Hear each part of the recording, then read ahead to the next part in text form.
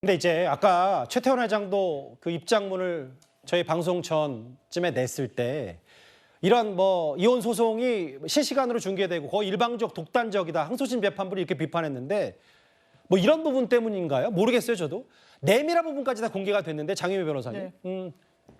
2019년 2월부터는 최태원 회장이 혼인 관계가 아직 끝나지도 않았는데 신용카드 정지시키고 1심 판결 이후에는 현금 생활비 지원도 중단했다. 일부 일처제를 존중하지 않는 태도를 보였다. 아예 최태원 회장을 작심 비판했거든요. 그렇죠. 꾸짖듯한 태도를 법원이 보인 것이고요. 그 부분과 관련해서 최태원 회장 측에서는 재판부가 처음부터 예단을 갖고 재판을 진행했지만 성실히 임한 것이다라고 주장하는 반면에 노사연 관장 측에서는 가정의 소중함을 일깨워주는 판시다라고 이렇게 반박을 하고 있는데요. 일단 이런 재판부의 설시에 따르면 이 최태원 회장의 부정행위를 상당히 좀 법적으로도 좋지 않게 평가한 건 사실인 것 같습니다. 어떤 부정행위가 있다라고 하더라도요. 혼인관계가 파탄된 그 이후 시점의 부정행위와 그렇지 않은 부정행위는 법적 평가가 달라질 수밖에 없는데 재판부는 이 부정행위는 혼인 파탄의 역할을 하게 된, 그러니까 혼인 파탄을 이제 좀 가져오게 된 굉장히 법적으로는 비난 가능성이 높은 행위라고 전제한 것으로 보이는 부분이 있어서 이 부분이 사실 1심에서도 위자료 1억, 이게 일반인의 사건 같은 경우에는 그 액수도 상당히 많다라고 할 수 있지만 거기에 대해서 더 20배가 증가한 위자료 20억 원을 인정하게 된 배경도 바로 이런 재판부의 판단이 전제됐다고 보시면 될 것 같습니다. 그 노소연 관장이 아팠던 그 이혼 소송 중에 아팠던 이유도 최태원 회장의 책임인 듯한 항소심 재판부의 이 비판도 있었었거든요. 이 부분이 가장 눈에 띕니다. 일부 일처제를 존중하지 않는 태도를 보였다. 다시 한번 볼까요? 아까 예전 그림도 봤지만 2015년인가요? 세계일보를 통해서 최태원 회장이 저렇게 본인의 편지를 썼던 자연인 최태원이 부끄러운 고백을 하려 합니다. 더 이상 동행이 불가능하다는 사실만 재확인됐을 뿐 상황은 점점 더 나빠졌습니다. 우연히 이혼에 대한 구체적 논의를 이어가던 중에 한 사람을 만났습니다. 그 사람과 함께하는 삶을 꿈꾸게 되었습니다. 라고 하면서 저 편지와 함께 혼외자 인정하고 그 이후부터 이제 그 두 사람의 관계가 수면 위로 올라왔고 결국 오늘 거의 사상 최대 규모의 재산 분할 1조 3천억까지에 대한 항소심 재판부의 판단이 나왔기 때문에 그럼 이제 아까 얘기했던 혼외자 인정 뭐 이런저런 얘기를 좀 해보려고 해요. 다음 화면을 보겠습니다.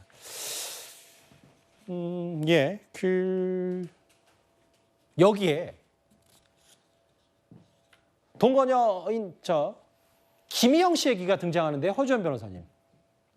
오늘 항소심 재판부가 이런 판단도 했어요. 김희영 이사장과 관계 유지 등의 비용 219억 원을 이상 지출했고 돈으로 산정이 불가능한 동거녀 김 씨에게 경제적 이익도 제공했다. 이런 판단까지 내렸습니다. 네, 그래서 저런 판단들이 결국에는 이 어마어마한 액수의 위자료인 20억이 인정되게 된 어떤 배경 중에 하나가 아니었나 하는 생각이 드는데요. 사실상 보통 이혼 사생의 위자료는 정신적인 어떤 피해에 대한 산정이기 때문에 이렇게 뭐 혼인 중에 어떤 다른 사람과 동거 생활을 하면서 혼외자를 낳았다라고 할지라도 보통의 경우에는 정말 최대로 인정돼도 1억을 넘지 않는 것이 그동안의 판결의 경향이었습니다. 그렇지만 간통죄가 없어진 지금 실질적으로 어떤 외도 행위를 했을 때 위자료가 최대 1,000에서 3,000 정도로 인정되는 이 현실에 대한 굉장한 비판의 목소리들이 있어 왔는데요. 예. 특히 뭐 이 사건이 결국에는 뭐 일반적인 경우까지 바로 적용된다고 예단하기는 어렵습니다만은 이렇게 이 혼인 생활 중에 어떤 외도 관계로 인해서 혼외자까지 낳고 그런 부분을 본인 스스로 언론에 공개하고 이런 부분에 대해서 특히 혼인 생활 중에 그 혼외자와의 어떤 관계 유지를 위해서 200억이 넘는 거대한 비용을 지출하고 산정이 불가능한 경제적 이익 같은 것들도 제공한 부분에 대해서 노소연 관장의 정신적 고통이 상당했다라고 평가를 한 것으로 보이고요. 그래서 이렇게 이례적인 20억이라는 위자료가 나온 것으로 보이고 앞으로 이 상간녀 이 소송이라든가 어떤 혼인 이 이혼 소송에 있어서 위자료 산정에도 직접적이진 않지만 간접적으로는 영향을 미칠 가능성도 배제할 수는 없어 보입니다. 그러니까 그 얘기를 허 변호사에게 짧게 더 질문 드리려고 하는데 지금 오늘 최태원 회장과 노소연 관장의 이혼 소송 외에도 또 다른 재판 있어요. 왜냐하면 김희영 이사장 관련해서 노소연 관장이 최태원 회장이 아니라 김희영 이사장에게도 부정행위를 지속했고 혼외자까지 출산했다. 30억 원 손해배상 청구까지 낸 상태이기 때문에 작년 3월에 이게 오늘 1조 3,800억 원 재판 이후에 이 판단에도 영향을 미치는 겁니까? 미칠 가능성이 상당히 높습니다. 그러니까 1억 원이 인정이 됐잖아요. 그런데 30억 원으로 올려서 청구를 했던 부분은 결국에는 지금 이 김희영 이사장과 최태원 회장이 공동 불법행위자로서 노소영 관장의 어떤 결혼 생활의 파탄의 원인을 제공했다고 볼 수가 있다고 한다면 예. 그 부분에 대해서는 두 사람이 공동 불법행위자이기 때문에 그 불법성의 정도를 내부적으로는 따질 수 있을지언정 어쨌든 비슷한 수준에서 금액이 맞춰질 가능성이 있습니다. 그렇다고 하면 이 30억 손해배상 청구가 전부 인용되기는 어려워도 굉장히 전향적인 높은 그 위자료 액수가 인정이 될 가능성이 높아졌다 이렇게 보시면 될 것 같고요. 물론 내부의 구상관계는 변론으로 하더라도 어쨌든 위자료 액수가 상당히 높아질 가능성이 있다는 생각이 들고 특히 워낙 재산이 많은 사람들이기도 하지만 이렇게 200억이 넘는 비용을 지출했다고 주장한 부분이 위자료 산정에도 영향을 줄 수 있을 것이라는 생각이 듭니다.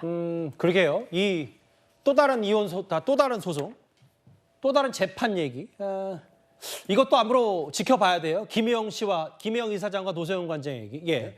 저는 하나 더 그 앞으로 좀 논란이 될 수밖에 없다라는 생각이 드는 것이 1조 3,800억 원이 그 재산 분할로 되는데 노태우 비자금 300억 원이 지금 SK그룹이 커지는 시드머니가 됐다는 거 아닙니까? 종잣돈 성격이. 네. 그러면 그 비자금 300억 원을 노소영 개인이 가져가는 것이 올바르냐? 예. 이거에 대한 새로운 논란이 제기될 수 있기 때문에 세계의 이혼이 최태원, 노소영 두 사람만의 문제가 아니라 예. 이것이 결과가 어떻게 나오느냐에 따라서는 만약 항소심 결과대로 1조 3,800억 원이 노소영 관장의 몫이 된다라면 비자금 문제를 어떻게 처리해야 되느냐? 사실 말 그대로 비자금이라면 그게 나랏돈 성격이지 사실 노태우 전 회장 일가의 개인 돈이 아닐 수도 있으니까요. 그렇습니다. 그런 제2, 제3의 논란이 이어질 수밖에 없기 때문에 예. 오늘은 두 부부의 재산 문제지만 앞으로 노 관장의 어떤 재산 분할 이슈는 비자금 성격의 돈이 이렇게 나중에 큰 돈이 됐을 때 이걸 다시 어떻게 사회적으로 환원해야 되느냐 이런 새로운 이슈가 좀 터져나올 가능성은 좀 있어 보입니다. 뭐 중간 정리를 해볼 텐데요. 그 전에 잠시만요. 장유미 변호사님. 네. 그런데 오늘 눈에 띄는 주식시장 변화, 이제 장을 마쳤으니까 오늘 SK 주식이 전날 대비 10% 가까이 올랐어요. 이게 무슨 반응입니까? 사실 많은 분들이 주식을 팔아서 그러면 1조 현금화해서 줘야 되는 거 아닐까라고 단순하게 생각하실 수 있는데요. 예. 최태원 회장 입장에서는 그런 선택을 할 수가 없습니다. 일단 경영권 방어 차원에서 오히려 사자세, 그러니까 SK 주식을 더 보유하는 방향으로 갈 수밖에 없을 것이다 해서 국내 기관들이 상당히 많이 오늘 SK 주식을 매입했거든요. 그래서 주식이 한때 15% 이상이 상승했던 겁니다. 그러게요. 그렇기 때문에 어떤 선택을 할 것인가. 일단 만약에 내놓게 되면 헐값에 팔릴 수밖에 없습니다. 당장 현금화를 해야 되는 부분. 그리고 양도소득세가 상당히 많이 나옵니다. 그렇다면 아마 최태원 회장으로서는 당장 매각을 한다기보다는 워낙에 보유하고 있는 주식 가치가 높다 보니까 이 주식을 담보로 주식담보대출 형식으로 현금화해서 이 돈을 이 노소영 관장에게 지급하는 방식을 종국적인 판단도 대법원에서 동일하게 나온다면 선택할 수밖에 없을 겁니다. 그러니까 법원의 오늘 항소심 재판부 판단 여부와는 별개로 제가 아까 속보로 미처 읽지 못한 최태원 회장의 추가적인 입장이 있어요. 그러니까 300억 가까운 노태우 전 대통령 비자금을 발판으로 SK그룹이 컸다. 이 얘기를 법원은 했는데 최태원 회장 측의 얘기는 이겁니다. 육공이라는 표현을 썼어요. 육공화국 시절. 노태우 전 대통령 시절에 그러니까 사돈의 압력으로 각종 돈을 줄 수밖에 없었고 비자금 유입, 혜택 이거에 대해서 우리가 이렇게까지 SK그룹이 큰 데는 전혀 입증, 인과관계가 없다라는 얘기. 이거를 재판부가 마치 300억 있어서 지금 이렇게 재기이익까지 됐다는 이런 부분에 대해서 모와 추측만을 근거로 재산을 나눠주라고 판단했다. 재판부의 편견으로 기업의 역사와 미래를 흔들었다. 억측과 오해로 인해서 기업과 주주들의 명예에 훼손을 끼쳤다라는. 정확히는 이제 최태원 회장은 오늘 그 노소영 관장에 대한 비판보다 항소심 재판부에 대한 비판을 좀 더 많이 쏟아내는 듯하고 이현정 의원님. 네.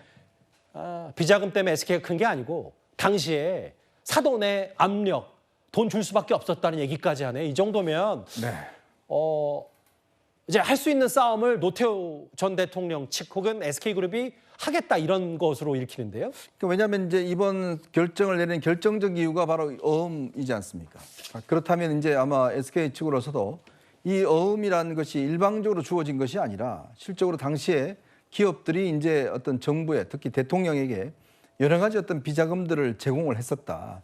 그런 것들을 이제 이야기를 하고 있는 것 같아요.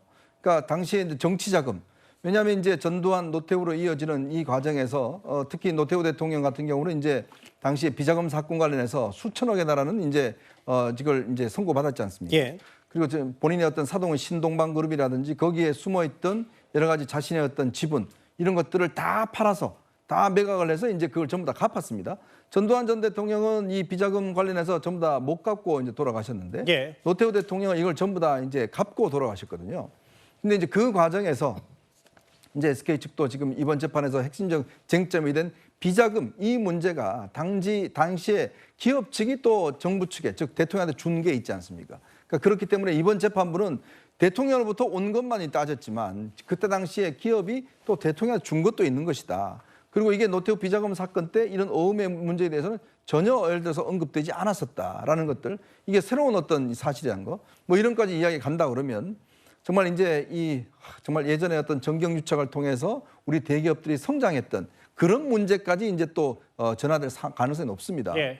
근데 이제 아마 이게 지금 항소심 재판이 끝났기 때문에 과연 대법원에서 이런 문제까지 다룰 것인지 그렇게요. 아니면 법률적인 뭐 이런 부분만 따질 것인지 워낙 이번에 판결 자체가 어떤 사회적 파장이 크기 때문에 앞으로 대법원에서 이런 부분들을 어떻게 판단할 것인가가 저는 만약 예를 들어서 대법원에서 이런 부분들을 받아들여서 적극적으로 뭐 파기환송한다든지 하게 되면 또 한 번 재판을 거쳐야 되는 것이고요. 그러게요. 그렇지 않고 그냥 인정한다 그러면 이게 이제 확정되는 것이기 때문에 SK 입장에서는 어떻게 하든지 간에 이 문제를 제기를 해서 대법원이 이 문제를 좀 다뤄줄 수 있도록 하는 뭐 그런 아마 재판 전략을 쓸 것 같습니다. 왜냐하면 1심은 그걸 아예 인정하지 않은 셈이 됐고 물론 중간 과정에서 노태우 전 대통령의 딸 노소영 관장이 아버지의 비자금 얘기 어음 50억 원짜리 6장을 제출하면서 뭐 분위기가 반전이 됐다고 하더라도 거의 20에 가까이 자는 극과 극의 재산 분할이 나왔기 때문에 이게 앞으로도 좀 논란거리가 될 것 같은데 최태원 회장 측도 이제 가만히 있지 않고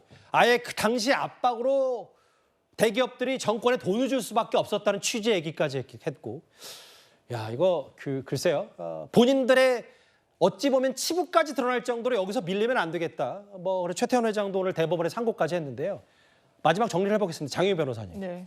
조심스럽긴 한데 일단 대법원 판단은 대체적으로 네.